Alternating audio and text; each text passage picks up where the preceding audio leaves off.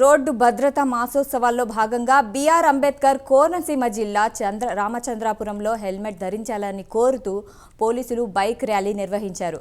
Road ప్రమాదాల పట్ల వాహనదారులకు అవగాహన కల్పించేందుకే ఈ బైక్ ర్యాలీ నిర్వహించామని డీఎస్పీ రఘువీర్ తెలిపారు. దేశంలో ఏటా బైక్ ప్రమాదాల్లో హెల్మెట్ ధరించని కారణంగా 52,000 మంది మరణిస్తున్నారని తెలిపారు. ప్రతి ఒక్కరూ హెల్మెట్ ధరించాలని డీఎస్పీ రఘువీర్ సూచించారు.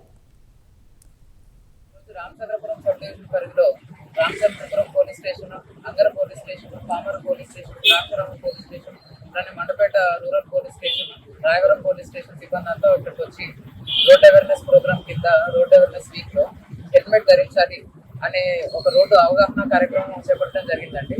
రామచంద్రపురం సబ్ డివిజన్ పోలీసు మిత్రులు, మీడియా మిత్రులు, కాలేజ్ స్టూడెంట్స్ అందరూ కలిసి ఇది చేపట్టడానికి ముఖ్య కారణం మనకి స్టాటిస్టిక్స్ చూసుకుంటే నేషనల్ హైవేస్ రిపోర్ట్ ప్రకారం గంటకి 50 యాక్సిడెంట్లు జరుగుతున్నాయి.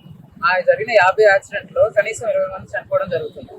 బైక్ యాక్సిడెంట్స్ చూసుకుంటే సంవత్సరానికి 87% బైక్ యాక్సిడెంట్లో హెల్మెట్ లేని కారణంగానే చనిపోవడం జరుగుతుంది.